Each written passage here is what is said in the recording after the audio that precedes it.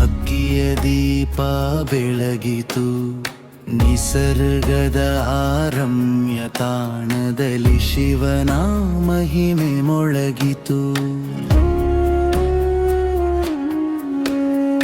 ಕಲ್ಯಾಣ ಪಟ್ಟಣ ಬಿಟ್ಟು ಬಂದ ಕೇಶಿರಾಜ ಭಕ್ತ ಶ್ರೇಷ್ಠನು. ಇಷ್ಟಲಿಂಗ ಪೂಜೆಯಲ್ಲಿ ಲೀನನಾಗಿ ಪರಶಿವನಾರಾಧಿಸಿದನು.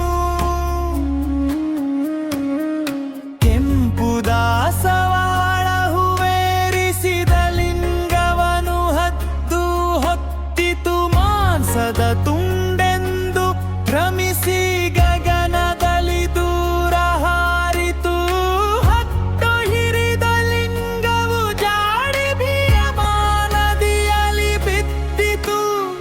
ಕೇಶಿರಾಜರ ಹೃದಯದೊಳಗೆ ಭಕ್ತಿಯ ಸಾಗರ ಉಕ್ಕಿತು.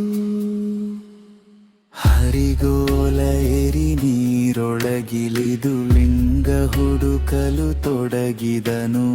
ಜೀವಕ್ಕಿಂತ ಇಷ್ಟಲಿಂಗವೇ ಶ್ರೇಷ್ಠವೆಂದು ನಂಬಿದನು.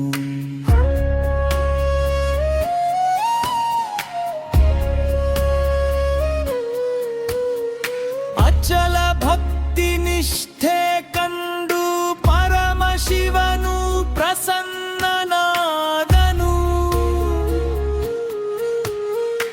ಅಂಗೈಯೊಳಗೆ ಲಿಂಗ ರೂಪದಿ ಭಕ್ತನಿಗೆ ದರ್ಶನ ನೀಡಿದನು.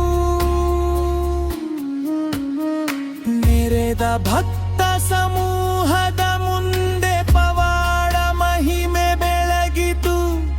ಹರ ಹರ ಶಂಕರನಾದದೊಡನೆ ಭೀಮಾ ತೀರವೇ ಮೊಳಗಿತು. ದಾಸಿಮಯ್ಯನ ವಚನಗಳಲ್ಲಿ ಈ ಮಹಿಮೆಯು ಹಾಡಲ್ಪಟ್ಟಿತು. ಹರಿಹರನ ರಗಳೆಗಳಲ್ಲಿ ಕೇಶಿರಾಜ ಕೀರ್ತಿ ಬೆಳಗಿತು. ಶ್ರೀ ಹಬೀಬ್ ಸರ್ ಕೊಂಡಗೂಳಿ ರಚಿಸಿದ ಸಾಹಿತ್ಯ ಸುಧೆಯಿದು. ಕೇಶಿರಾಜರ ಪವಾಡ ಮಹಿಮೆ ಹಾಡುವ ಭಕ್ತಿಗೀತೆಯಿದು.